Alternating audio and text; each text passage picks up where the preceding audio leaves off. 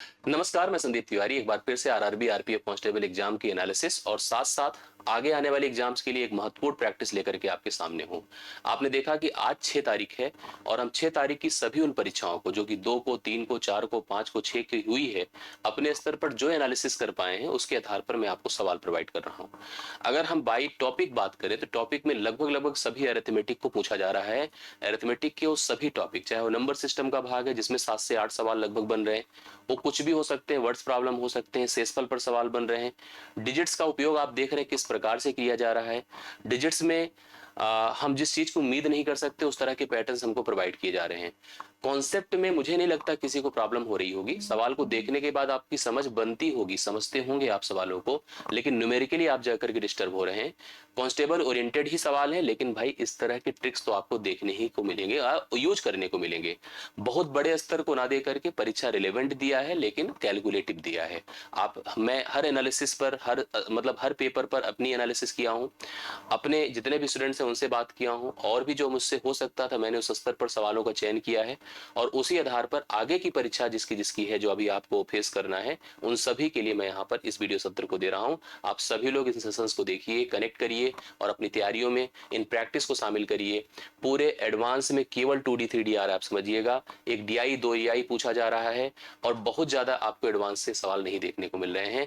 केवल अरिथमेटिक पर फोकस रखिए, कैलकुलेटिव रहिए, पैटर्न को सीखिए, इसी तरह के और सवालों पर एनालिसिस करिए और जाकर के 35 सभी सवालों को हल करके और अच्छे से आइए।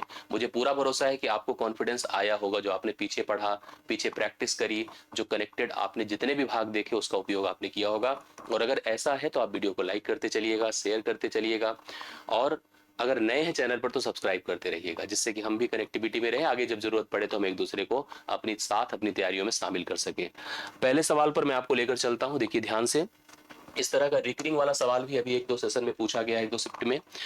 0.27 के ऊपर आप देख रहे हैं बार लिखा हुआ है, ऐसे देखिए 0.39 के ऊपर बार लिखा हुआ है, प्लस आपके साथ 3 दिया है। तो कन्वर्जन आपको आना चाहिए, जैसे अगर कभी 0.P के ऊपर केवल बार है तो इसका मतलब P डिवाइड बाई 9 होगा। अगर 0.PQ के ऊपर बार है तो इसका मतलब PQ डिवाइड बाई 9 होगा, 99 होगा।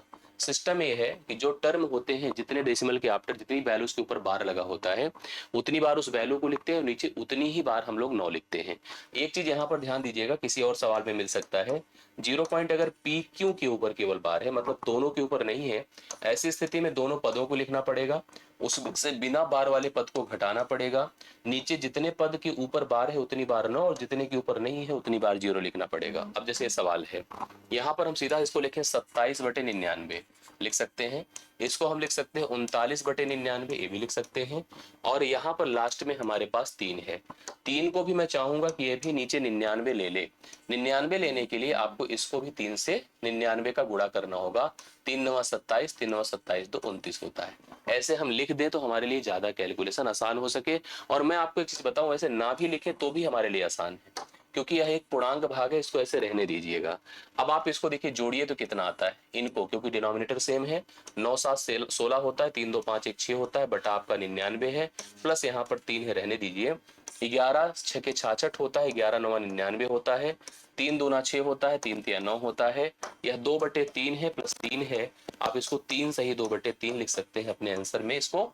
और यहाँ पर देखिए 3 सही 2/3 ऑप्शन नंबर डी में दिया है। तो ऐसे सवालों पर फोकस्ड रहिए, ऐसे सवाल आपको परीक्षा में मिले तो आप जरूर अपनी प्लानिंग के हिसाब से उसका आंसर, उसका कैलकुलेशन कर पाए। अगले सवाल पर लेकर चलता हूं। यदि किसी संख्या के 25% को 66 में जोड़ा जाता है, कोई संख्या थी 25% मतलब चौथाई, 25% में 66 को जोड़ा जाता है, तो परिणाम स्वरूप समान संख्या प्राप्त। समान संख्या का मतलब 100%, संख्या कोई अपने आप में 100% ही होती है। अब उस समान संख्या का हमें 80% ज्ञात करना है। तो पहली चीज तो हम संख्या ही निकाल सकते हैं यहाँ पर, कैसे, या हम परसेंटेज की तुलना कर सकते हैं, कैसे। 25% इधर घटाएंगे तो यह 75% हो जाएगा, करेक्ट है, जो कि 66 के बराबर है। हमसे क्या पूछा, उसका 80% पूछा है, तो 80% का मान कितना होगा बताइए। ऐसे एक सिंपल कंपेरिजन कर लीजिए, आंसर हो जाए। आइए करके मैं आपको देता हूँ, समझिए क्या कर सकते हैं। ऐसे जब भी तुलनाएं हो तो ऊपर नीचे काट दे, बगल बगल काट दे, और तिरछा केवल गुणा करने पर जाइएगा, बाकी इधर उधर में नहीं। 5 से इसको डिवाइड कर, 5 15 बार 75 होता है, 5 16 बार 80 होता है, करेक्ट है। डेसिमल में आंसर देखने को मिल भी रहा है, इसका इसके साथ गुणा कर दे। या और एक बार चाहे तो काट सकते थे, 3 पचे 15 होता है और 22 या 66 होता, 22 होगा। 16 दूना 32 है, 16 दूना 32, 3 35 है। 352 को 5 से हमें क्या करना है बताइए, यहाँ पर जैसे हमने इसका गुणा किया तो हमको नीचे हमको क्या करना पड़ेगा, इस बात को आप एकदम दिमाग में सेट कर लीजिए। क्रॉस गुणा होता है, जैसे हम तुलना कर रहे थे तो आप अपने हिसाब से देखिएगा चीजों को। 5 से अगर हम इसको भाग करेंगे तो कितना हो जाएगा, 5 से भाग करिए, 5 सत्ते 35 होगा और यहाँ पर 0 होगा, 5 चौके 20 होगा, 70.4 हो जाएगा इस सवाल का राइट सोल्यूशन। मतलब अगर उस संख्या के 25% में 66 जोड़ने पर हमें वह संख्या प्राप्त होती है तो संख्या का 75% तो 66 आया, बट 80% उसका क्या हो जाएगा, 70.4। तुलना आपने देख ही लिया कैसे कर रहे हैं, और इस तुलना को जितना आसान आप बना सकते हो उतना आसान बनाइए। क्रॉस मल्टीप्लीकेशन बेसिकली किया है, मतलब यहाँ जो टर्म्स था इसका इसके साथ मल्टीप्लीकेशन, इसका इसके साथ मल्टीप्लीकेशन, भाग ही करेगा करके। राइट सोल्यूशन आपके सामने। आइए देखिए, आपके पास एक रिमाइंडर का सवाल है और इस शानदार से सवाल को आप लोग ध्यान से देखिएगा तो एकदम क्लियर हो जाएगा। जैसे सवाल में क्या है, 49 है, 51 है, 54 है, 37 है और 123 है। अब ऐसे सवाल भी आजकल बहुत फेस करने को हम लोग को मिल रहे हैं, जिसको भाग किससे करना है बताइए, 24 से करना है। अब 24 का पहाड़ा देखिए डायरेक्ट हमको मिल जाए, हमको ऐसी कनेक्टिविटी मिले कि हम 24 से भाग दे देकर देख लें कि शेषफल क्या आ रहा है, तो हम उसका उपयोग कर सकते हैं। अगर नहीं अप्रोच है तो आप इसका डिस्ट्रीब्यूशन सोचिए। हालांकि नंबर बहुत टफ नहीं, आप थोड़ा सा प्रयास करके जा सकते हैं, इसलिए मैं यहाँ पर बहुत टफ ना बनाने की कोशिश करते हुए लेकर चलता हूँ आप लोग को। और आप अगर एलिमिनेट करना चाहें तो हम जब तक पॉसिबिलिटी बनती है तब तक हम काट भी सकते हैं, जैसे मैं आपको दिखा रहा हूँ। समझिए, अगर हम देख रहे हैं कि यहाँ पर 24 है, 24 का पहाड़ा मान लो अपने को नहीं आता है, तो मैंने देखा कि यहाँ पर 3 से इसको भी काट सकते हैं, इसको भी। मैंने 3 से काटा, 17 3 51, 3 8 24 हो गया। ठीक है, तो इसका मतलब सबसे पहले दिमाग में रखिए 3 से काटा है। फिर मैं देख पा रहा हूँ क्या कि यहाँ पर 8 है ना, यहाँ से देखिए 2 से काटिए, 27 बार जाएगा, 2 चौके 8 हो गया, 2 चौके 8। अब यहाँ पर 2 से और काट दिया हम लोगों ने, मतलब अब भाग देने वाला कौन है, 4 है। मैं आपको बता दूं कि नीचे 4 है और 4 की भाज्यता के लिए बहुत प्रयास नहीं करना पड़ता है, अंतिम के 2 डिजिट ही 4 की भाज्यता के लिए चेक किए जाते हैं। और सबसे अच्छी बात, सब में अंतिम 2 ही डिजिट है, एक ही है 2 नंबर जिसमें 2 डिजिट 3 डिजिट है, बाकी सब में 2 ही है। 4 जब इसको काटेगा तो शेषफल 1 बचेगा, 12 चौके 48, 4 चौके 16, शेषफल 1 बचा, 4 सत्ते 28, -1 बचा, यहाँ पर प्लस माइनस दोनों वाला अप्रोच चलना चाहिए हमारा, -1 बचा। 4 से जब इसको 4 9 36, प्लस 1 बचा, और 4 से इसको भी काटा, देखिए कितना है आपका, 23 की बजाय 24 ले लीजिए तो -1 हो जाएगा। अब इससे फायदा ये होगा कि यह माइनस, यह प्लस, यह माइनस, यह प्लस, यह प्लस, कोई दिक्कत नहीं है, एक का गुणा करने में कोई समस्या नहीं, समस्या केवल माइनस माइनस को ऑब्जर्व करने की थी। 2 नेगेटिव की वजह से यहाँ पर मान पॉजिटिव होना आएगा, ठीक है। लेकिन एक शेषफल नहीं है, याद रखिएगा भाई, हम ये जानते हैं कभी अगर ये छोटा है बी बड़ा है, अंश छोटा है हर बड़ा है, तो समय रिमाइंडर आपका अंश ही होता है, मतलब इस केस में रिमाइंडर 1 है।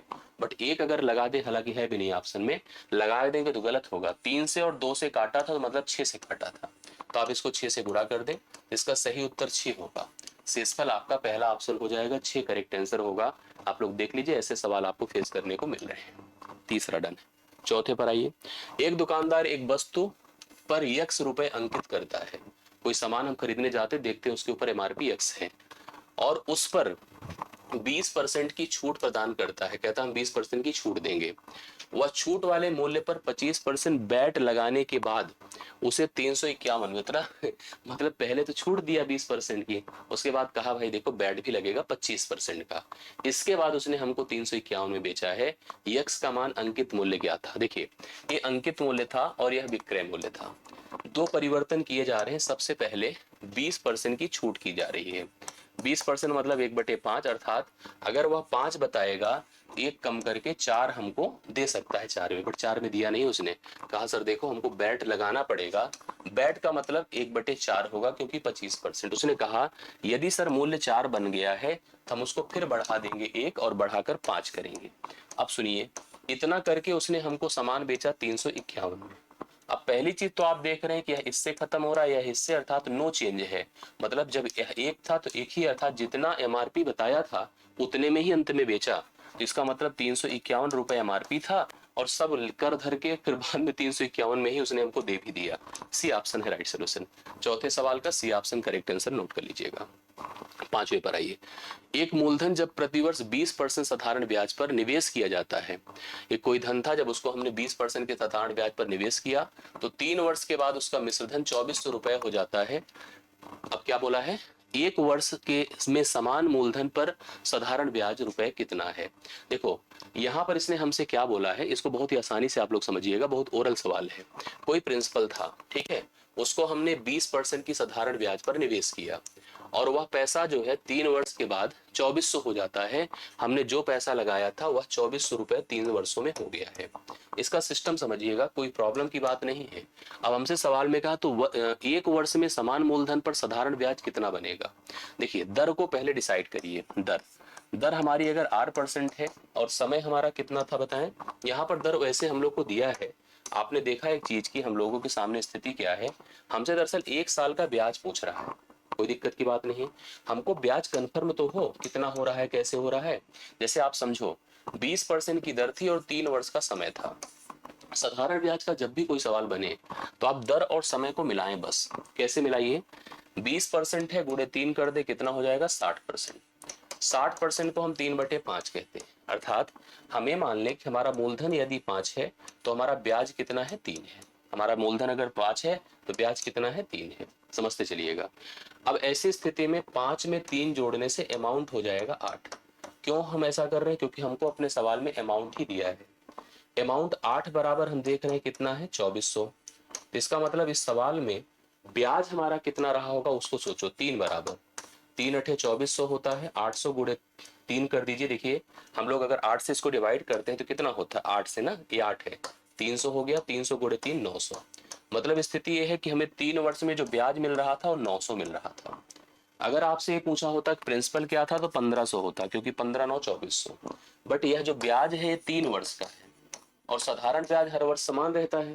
तो 1 वर्ष का ब्याज कितना हो जाएगा, 1 वर्ष का ब्याज 300 रुपए हो जाएगा। 3 से भाग कर दीजिए, 300 रुपए 1 साल का ब्याज होगा। साधारण सा क्वेश्चन था, बहुत ही आराम से आप उत्तर इसका बता सकते हैं।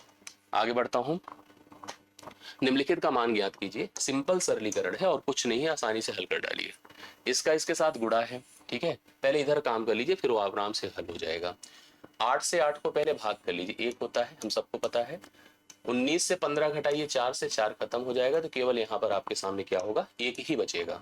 यहाँ पर कुल मिला के 1 बचे, क्योंकि ये तो पहले से 1 हो चुका है और यह भी 4/4 1 हो गया है, तो कुल मिला के 1 हो गया।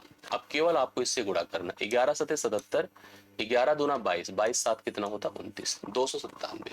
297 डी ऑप्शन इस सवाल का हल है। ऐसे सवाल भी फेस करिए, ऐसे सवाल भी आपको देखने को मिल सकते हैं। ये देखिए अब 7वां सवाल हम लोग पढ़ते हैं। 7वें सवाल को समझिए। एक कस्बे की वर्तमान जनसंख्या 1,90,000 है तथा जो प्रतिवर्ष 25% की दर से बढ़ रही है। 3 वर्ष पूर्व तथा 2 वर्ष पूर्व की जनसंख्या में अंतर ज्ञात कीजिए। जैसे मान लीजिए आज ये वर्तमान है, ध्यान से मेरी बात को सुनिएगा।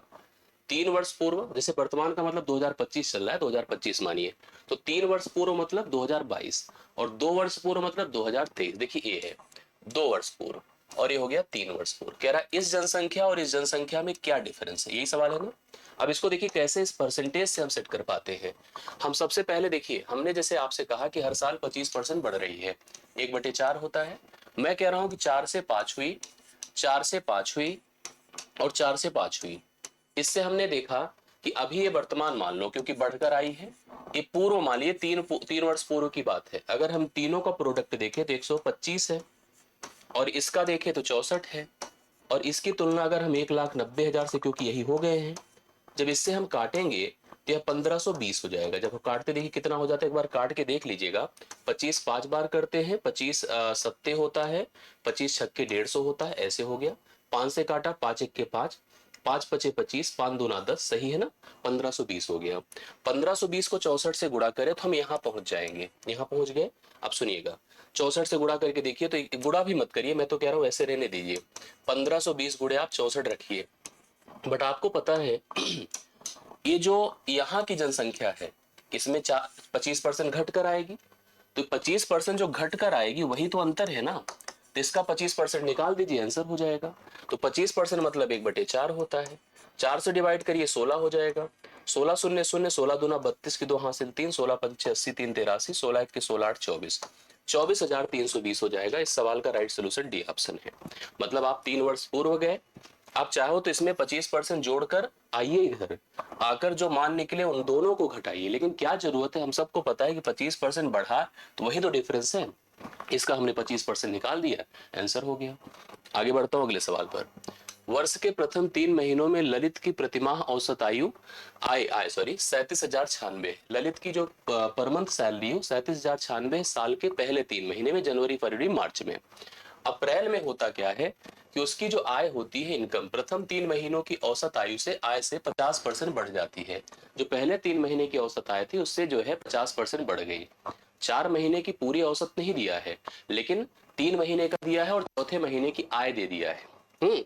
यदि पूरे वर्ष के दौरान उसकी प्रति माह औसत आय 87,305 थी, तो मई से दिसंबर, मतलब जो बचे 8 महीने, भाई जनवरी से अप्रैल 4 महीने और मई से दिसंबर 8 महीने, उन सभी 8 महीनों में ललित की प्रति माह औसत आय क्या रही होगी। देखिए अभी हमें क्या करना पड़ेगा, जैसे कि हमें ये जनवरी से लेकर के मार्च तक का एवरेज दे रखा है, कितना बताइए, 37,096। हम अप्रैल की बात करें, इसने कहा कि जो अप्रैल में सैलरी है इसका 50% बढ़ गया, इसका मतलब पहले 3 महीने की जो एवरेज सैलरी थी उससे 50% बढ़ गया। अगर उस अप्रैल की सैलरी को हम डिसाइड कर ले, जो कि 37,096 का 50% कर दीजिए, मतलब 1/2 कर दीजिए, और उसको 4 से डिवाइड कर दीजिए, तो हम सभी इस जो अभी जो एवरेज बनेगा इसको इसमें जोड़कर सभी 4 माह का एवरेज निकाल देंगे। 4 दूना कितना होता, 8, 8 से इसको डिवाइड करिए, देखिए कितना होता, 8 चौके 32, 32 5 37, 5 0, 8 छंगे 48, 48 2 50, 2 9, 8 3 24, 24 8 7 56, तो 4,637 हो गया। अगर हम इसको इसमें जोड़ देते हैं तो हमें 4 माह का एवरेज पता चल जाएगा, जनवरी से लेकर अप्रैल तक। 7 6 13 होता है, 9 3 12 1 13 होता है, और ये आपका 6 1 7 होता है, 7 4 11 होता है, 4 41,733 यहाँ पर एवरेज हो जाएगा, किसका बताइए, 4 माह का। ये देखिए 41,400 कितना है, 733 है, ये 4 माह। अभी देखिए आपके पास बचे कितने हैं, मई से दिसंबर, मतलब 8 महीने बचे हैं। मानिए उसकी एवरेज सैलरी एक्स थी, और कंप्लीट पूरे साल भर की जो एवरेज सैलरी थी वो कितनी थी, 87,305 है। एलिगेशन लगाई, इसका इसका डिफरेंस करिए, इसका इसका, और अगर समय की बात करिए तो यह 4 माह है और यह 8 माह है। इस हिसाब से यह 2 है और यह कितना है, 1 है। अनुपात के हिसाब से अगर देखा जाए तो इसका डिफरेंस करिए, देखिए कितना, 5 से 3 2 होता है, 10 से 3 7 होता है, और 12 से 7 5 होता है, और 6 से 1 5 होता है, और 8 से 4 4 होता है। 45,572 हो गया। इस डिफरेंस को अगर आप देख रहे हैं तो 45,572 है। यहाँ पर डिफरेंस और एक चीज दिमाग में रखिए, अगर यह इससे ज्यादा है तो इससे कम होगा, मतलब आपको यक्स माइनस कितना करना पड़ेगा, 87,305 करना होगा, करेक्ट है। अब आप एक चीज दिमाग में रख लीजिए कि यह जो मान है यह 2 का मान है, या 2 का मान है, तो आप 1 का मान निकाल ले तो यहां से कनेक्ट कर जाएगा, तो 2 से आप इसको भाग कर दीजिए, 2 दूना 4, 2 दूना 4, 2 सत्ते 14, और 2 अठे 16, 2 छंगे 12, यह 1 का मान है, जाकर के इसके बराबर कर दीजिए, अर्थात x बराबर अगर आपको करना है तो 87,305 में जोड़ना क्या पड़ेगा, 22,786। 22,786 इसको जोड़ी, क्योंकि यह इसके बराबर 1 का मान हो जाएगा ना। जब जोड़ेंगे तो देखिए आपको अंत में वैल्यू क्या मिलने वाली है, मतलब हम जोड़ किसको रहे, 87,305 और 22,786, जोड़िए, 6 5 11 होता है, 8 और 1 हो जाएगा, सॉरी 8 1 9, यहाँ पर देख लीजिए आपके सामने है, और ये 7 3 10, 7 2 9 1 10, 8 2 10 1 11। ये देखिए आपके पास 1,10,091 रुपए एवरेज सैलरी रहेगी, कहाँ से कहाँ तक, मई से लेकर दिसंबर तक। ये सवाल आपका हल होता है, बढ़िया शानदार सवाल है, इस तरह के सवालों पर आप रोज बनाइएगा। अगला सवाल देखिए, इस तरह का सवाल भी आरपीएफ का बहुत ही करेक्टेड सवाल है, जिसमें आप देखो वैल्यू क्या दिया है, 69 की पावर 0.07 है, जो कि x है। ध्यान से देखिएगा, इधर क्या है, 69 की पॉइंट 0.67 है। अब यहाँ पर a बराबर y है। अब एक चीज इसमें कनेक्ट किया है क्या, x की पावर z बराबर y की पावर, यहाँ पर आपके सामने कितना है, 7 है। अब आपसे कह रहा है कि z का मान हमको बता दो कि कितना हो जाएगा। जब भी ऐसा सवाल आए तो इसमें कुछ खास आपको परेशानी की बात नहीं होती है, सिंपल आप लोग को सलूशन कर देना चाहिए, इसमें कोई दिक्कत की बात नहीं। दरअसल देखिए a इसका बेस और इसका बेस सेम है, और पावर देखिए दोनों की अलग अलग है, लेकिन ये मान आपके सेम है, इसका मतलब आप डायरेक्ट कनेक्ट कर सकते हैं जेड का मान निकालने के लिए, क्योंकि यहाँ पर x की पावर z है, y की पावर 7 है। हम लोग को यहाँ पर मान निकालना है, और z का मान देखिए, z का मान ही हमसे पूछा है, तो आप ऐसे सवालों में सिंपल आप देखो z की पावर इसको ऐसे कर 0.07 कर दीजिए, जेड की पावर 07 की बजाय अब आप देखो यहाँ पर सिंपल है अप्रोच अप्लाई करिए, लिखिए जेड, हमेशा इस तरह के सवालों में यही ट्रिक फॉलो करिए, जेड गुड़े 0.07 कर दीजिए और यहाँ पर आपके सामने कितना है 0.67 है ना, 0.67 गुड़े 7 कर दीजिए। अब नियरर वैल्यू हमको डिसाइड करनी है, तो अब 7 से इसको भाग करेंगे तो जेड का मान आएगा 0.67 गुड़े 7 डिवाइड बाई आप 0.07 करिए, दशमलव खत्म हो गया, 7 7 से खत्म हो गया, यह मान आपका देखिए 67 हो गया, जो कि बी ऑप्शन में आपको दिया हुआ है राइट सोल्यूशन के तौर पर।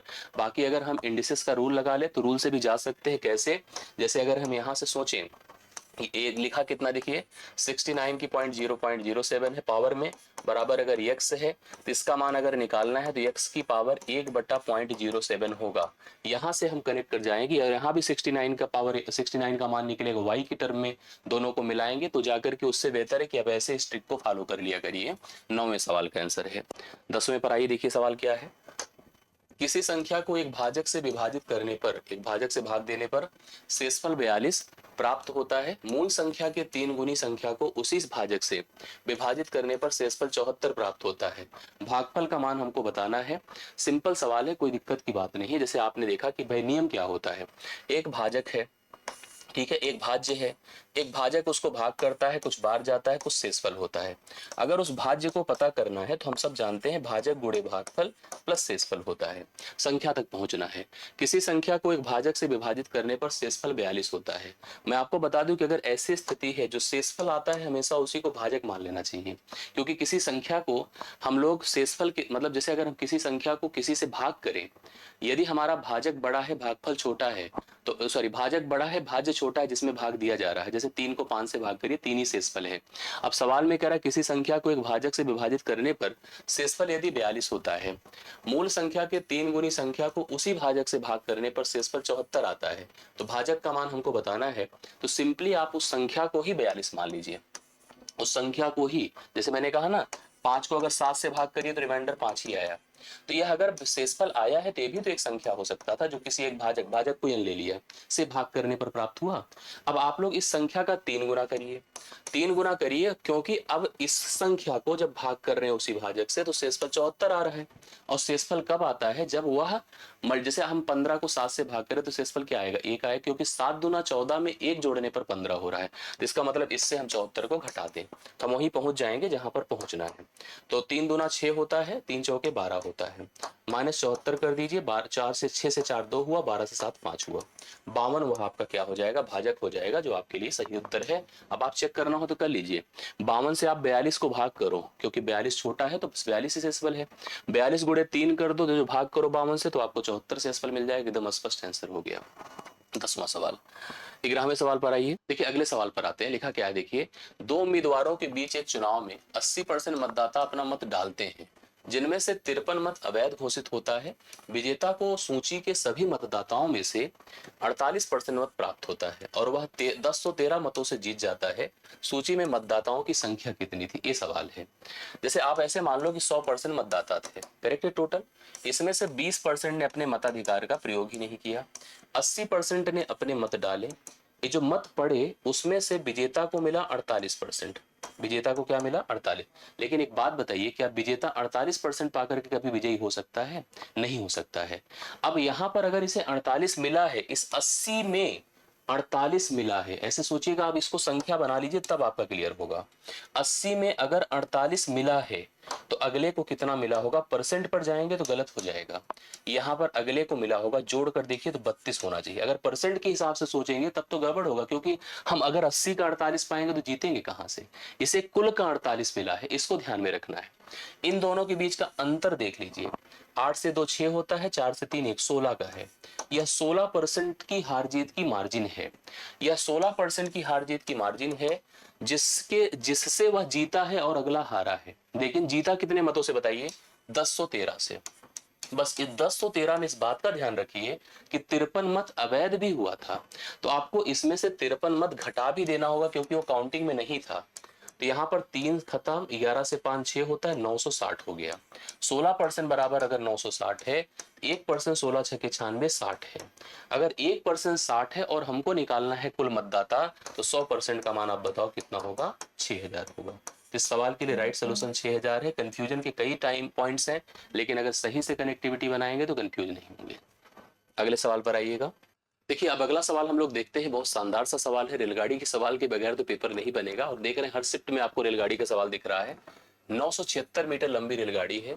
विपरीत दिशा में 3.5 किलोमीटर प्रति घंटे की चाल से चल रहे एक व्यक्ति को 18 सेकंड में पार करती है।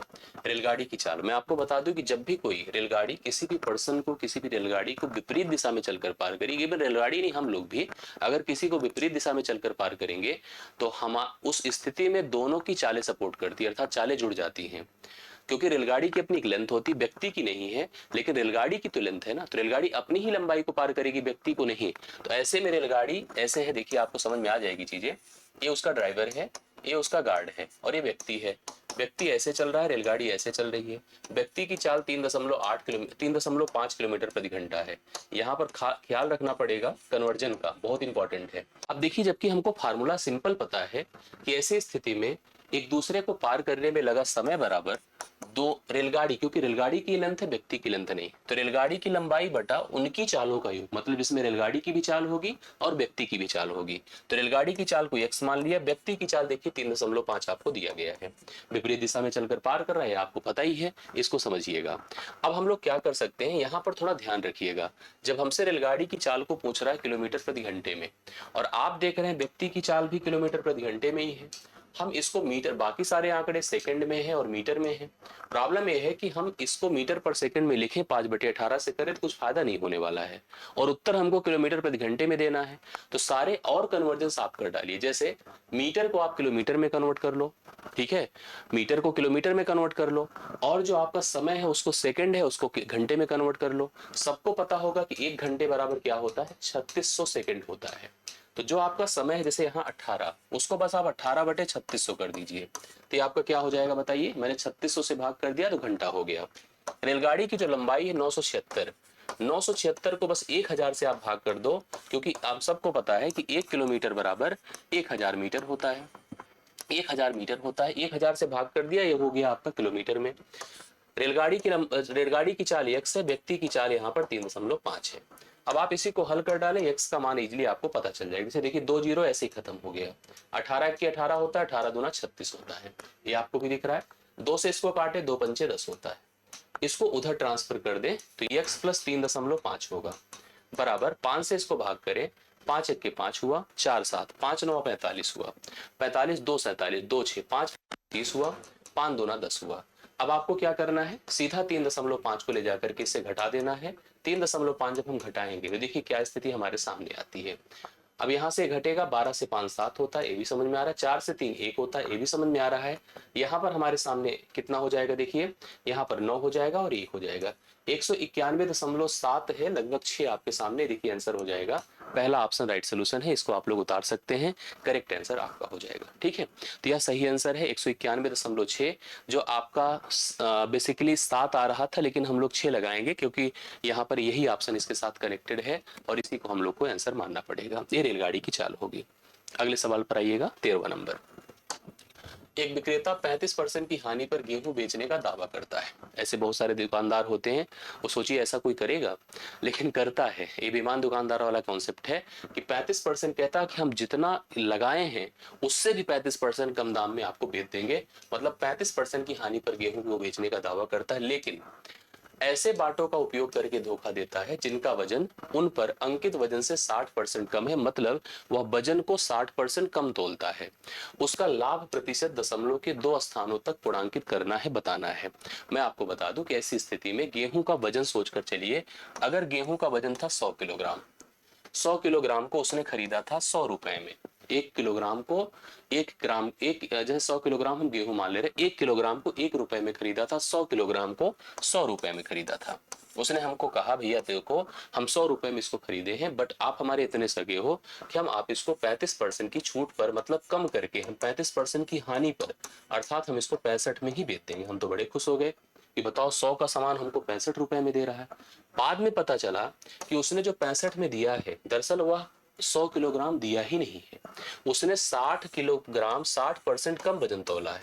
मतलब 60% कम वजन तौला है तो 40 किलोग्राम ही सामान दिया है, तो 40 किलोग्राम सामान का रेट कितना होगा, 40 रुपए होगा। मतलब 40 रुपए वाला सामान उसने हमको पकड़ा दिया है 65 रुपए में, यह बताकर कि यह तो 100 वाला सामान है। अब ऐसी स्थिति में हमको लाभ परसेंटेज उसका बताना है। 5 अठे 40 होता है, 5 13 बार 65 होता है, 8 से 13 होना, 5 का लाभ होना, तो 5 गुणे 100 बटे आप क्या कर दो, 8 कर दो। अब आप सुनिए, ये 4 दूना 8 होता है, 4 25 बार होता है, 25 पंचे 125 होगा, बटे आप 2 कर दे, 62.50 ये आपका परसेंट का फायदा होगा जो पहले ऑप्शन में आपको दिया है। राइट सोल्यूशन के रूप में आप इसको नोट कर सकते हैं। अगले सवाल पर 14 नंबर देखिए क्या है। एक अर्धगोलाकार कटोरा है, अर्धगोलाकार कटोरा देखिए ऐसे बनेगा, ये समझिएगा, ये है अर्धगोलाकार। आपने देखा होगा कटोरा बेसिकली अर्धगोला ही होता है। इसका जो वक्र पृष्ठीय क्षेत्रफल, मैं आपकी जानकारी के लिए बता दूं कि अगर ऐसा है, कभी गोला है ना, तो गोला अगर ऐसे है, ध्यान देखिएगा, इसमें 4 सर्कल होते हैं टोटल, इसके सरफेस में 4 सर्कल होते हैं, 4 पाई आर इसका सरफेस एरिया होता है। बट जब हम ऐसे ब्लेड से काट देते हैं तो इसके 2 टुकड़े बन जाते हैं, एक टुकड़े का एक बेस अलग से क्रिएट हो जाता है।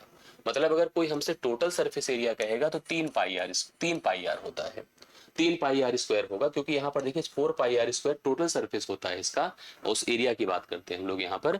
जब हम ऐसे 20 से काट देते हैं तो 3 पाई आर स्क्वायर इसका क्या हो जाता है, टोटल सरफेस एरिया होता है। वह इस वजह से क्योंकि एक सरफेस एक्स्ट्रा आता है। इसका मतलब अगर वक्र पृष्ठ की बात करेंगे तो 2 पाई आर स्क्वायर होता है। अब इसने कहा कि इसका वक्र पृष्ठीय क्षेत्रफल जो है वो 1232 है, जो 2 पाई आर स्क्वायर है, जो 1232 कर दीजिए, 1232 हो गया। अब आपसे कहा है कटोरे का आयतन बता दे। इसका जो आयतन होता है, क्योंकि इसका जो कंप्लीट आयतन होता है वो 4/3 पाई आर क्यूब होता है, तो इसका आयतन कितना होगा, 2/3 आधा करिए पाई आर क्यूब होगा। बट इसके लिए मुझे आर चाहिए, आर जब पता चलेगा तभी कर पाएंगे। तो 2 गुणे 22/7 कर दीजिए, आर स्क्वायर कर दीजिए, बराबर 1232 कर दीजिए। अब आप देखिए एक बार काट करके क्या स्थिति है, 11 दूना 22 है, 11 की 11, 11 की 11, 11 दूना 22 है, 2 दूना 4 है, 4 से डिवाइड करिए, 4 दूना 8, 4 अठे 32 है। अब यहाँ पर आर स्क्वायर बराबर 28 गुणे 7 है, आर बराबर अगर इसका वर्गमूल करेंगे 28 गुणे 7 का, तो 28 मतलब 4 सते 28, 4 का वर्गमूल 2, और 7 गुणे 7 है तो 7 दूना 14 हो जाएगा। मतलब इसका जो रेडियस होगा 14 हो गया। यहाँ पुट कर दीजिए, 2/3 लिखिए, गुणे पाई मतलब 22/7 करिए, 14 लिखिए, गुणे 14 लिखिए, गुणे 14 लिखिए, 7 दूना 14 होता है, करेक्ट है, 7 दूना 14 हो गया। अब यहाँ पर 3 से हमें भाग देना है, बट इसके लिए हमें गुणा करना है। 14 का वर्ग करने पर 196 आ रहा है, 22 चौके 88 होगा, गुणे 88 कर दे, और बटे आप कितना कर दो, 3 कर दो। अब यहाँ पर जैसे ये कट रहा है, देखिए आपके सामने है, वैसे भी आपके सामने स्थिति थी, हम इसको चाहते तो पहले से भी कोशिश, 196 है, देखिए ये कटेगा नहीं ना, ये कटेगा नहीं, मतलब 196 गुणे 88 है, बटे आपका 3 है। और जब हम इस सवाल को हल करेंगे, मतलब इसका मल्टीप्लीकेशन करके हम लोग यहाँ पर 3 से भाग करेंगे, तो ऐसी स्थिति में जो मान आएगा वो 5749.33 समथिंग करके आएगा। एक तो आप इसका प्रोडक्ट कर डालो, प्रोडक्ट करके 3 से भाग करे दे, तो आंसर जो हमारा आएगा पहला ऑप्शन 5749.33 हो जाएगा करेक्ट आंसर के रूप में। ठीक है, आप इसको प्रॉपर कैलकुलेट कर लीजिएगा, अर्धगोले का कॉन्सेप्ट समझ लीजिएगा। 4 पाई आर स्क्वायर टोटल सरफेस होता है, वक्र पृष्ठ इसका 2 पाई आर स्क्वायर होगा। कंप्लीट जब पूछा जाए तो 3 पाई आर स्क्वायर करिएगा, 2 पाई आर स्क्वायर के हिसाब से रेडियस निकालिए, रेडियस यहाँ सब्स्टिट्यूट कर दीजिएगा, आंसर हो जाएगा। आज के सेशन का अंतिम सवाल हम लोग करने जा रहे हैं, एक डीआई जरूर हम लोग कनेक्ट कर लेते हैं, जिससे कि जब ये फेस करने को मिले तो हम आंसर कर सकें। दिए गए पाई चार्ट में हैदराबाद जिमखाना क्लब में विभिन्न आयु वर्ग के सदस्यों की संख्या को दर्शाया गया है। यदि 18 से 30 आयु वर्ग के कुल सदस्यों में 24% सदस्य 21 वर्ष या उससे भी कम आयु के हैं, तो 18 से 21 आयु वर्ग के सदस्यों की संख्या ज्ञात कीजिए। जैसे इसने कहा कि एक जिमखाना था हैदराबाद का, वहां पर क्लब के विभिन्न आयु वर्ग के सदस्यों की संख्या को बताया गया है। 18 से 30 आयु वर्ग के कुछ सदस्यों में, मतलब यहाँ पर जो आयु वर्ग है ध्यान से देखिएगा, 18 से 30 से अलग अलग हमको दिखाया गया है। 18 से 30, 31 से 40, 41 से 50, 41 से 60, 60 के ऊपर, 51 से 60, 60 के ऊपर। बट इसमें एक चीज उसने कहा, जो 18 से 30 का आयु वर्ग है, जो इस कलर से दिखाया गया, देखिए यहाँ पर 18 से 30 थोड़ा सा डार्क है, मतलब ये 14% है। ये है 18 से 30 आयु वर्ग। अब इस 18 से 30 में कुछ ऐसे लोग हैं जिनकी उम्र क्या है, 21 साल है या उससे ऊपर है, जो इसी समूह में रहेंगे, 21 या उससे ऊपर हैं। देखिए लिखा होगा 21 वर्ष या उससे कम आयु, सॉरी 21 या उससे कम है मतलब 18 और 21 के बीच में है। 3 साल का गैप है 18 से जो 21 का कनेक्टिविटी है। तो 18 से 21 आयु वर्ग के सदस्यों की कुल संख्या आपको बताना है। यहाँ पर हम लोगों को ये जो संख्या दी गई है, जो कनेक्टिविटी दी गई है, उसको आप समझिए। जैसे कह रहा है कि 18 से 30 आयु वर्ग के कुल सदस्यों में 24% सदस्य 21 वर्ष या उससे भी कम आयु के हैं। तो 18 से 21 आयु वर्ग के सदस्यों की संख्या आपको बतानी है कि कितनी हो जाएगी। अब जिसमें ध्यान से देखिएगा, ये 18 से 30 है, 18 से 30 की संख्या 14% है। तो 14% को अगर हम सॉल्व कर ले तो 14/100 गुणे 625 हो जाएगा। मतलब यहाँ पर डबल जीरो लगाइए, खत्म हो गया। 14×5 70, शून्य हासिल 7 है। 14×2 28, 28×7 35 की 5 हासिल 3 है। 14×6 84 है। और देखिए 14×5 70, शून्य हासिल 7 है। 14×2 28, 28×7 35, 5 हासिल थी। 14×6 84, 84 3 कितना होता है 87 है। इतने सदस्य हैं जो कि 18 से 30 की आयु वर्ग में रहते हैं। इसमें 24% सदस्य 21 वर्ष या उससे भी कम आयु के हैं। तो 18 से 21, अब इसका मतलब हम लोग को इसका 24% करना होगा। 24% मतलब 24 बटे आपको क्या करना होगा 100 करना होगा। ये खत्म हो गया। देखिए 5 से काटिए, 5 1 के 5, 3 7, 5 7 35 होगा और 2 5 5 25 है। 5 2 10 है। 2 से इसको डिवाइड करें 12 है। 12 से इसको गुणा करें 12 5 60 है। 12 7 84, 84 6 कितना होगा 90, शून्य हासिल 9, 12 1 के 12 9 21 है। 2100 सदस्य हैं जिनकी उम्र 18 से 21 साल की है। मतलब वो 3 साल का जो गैप था उसी को आपसे पूछा था। 18 से 30 में कुल 14% है। 14% की संख्या जो आई थी आपकी, देखिए मतलब टोटल संख्या इतनी आई थी 8750 आई थी। उसका 24% कर देने से 2100 टोटल संख्या आ रही है। जो इस समूह के सदस्यों की संख्या का अलग कैटेगरी बना दिया ना, 18 से 21 बना दिया, इसको हमको दिया है। मेरे ख्याल से आपको एकदम स्पष्ट हो गया होगा, समझ में आ गया होगा। सभी सवालों को अच्छे से देख लीजिएगा, एनालिसिस कर लीजिएगा। अगर कहीं दिक्कत है, कंफ्यूजन है तो आप मुझे बता दीजिएगा। बाकी हम लोग नेक्स्ट सेशन में फिर से ऐसे ही प्लान करते हैं, फिर से ऐसे प्रयास करते हैं जो आपको आपकी परीक्षा तक कनेक्ट कर सके। बाकी आज के लिए इतना ही। Thank you so much.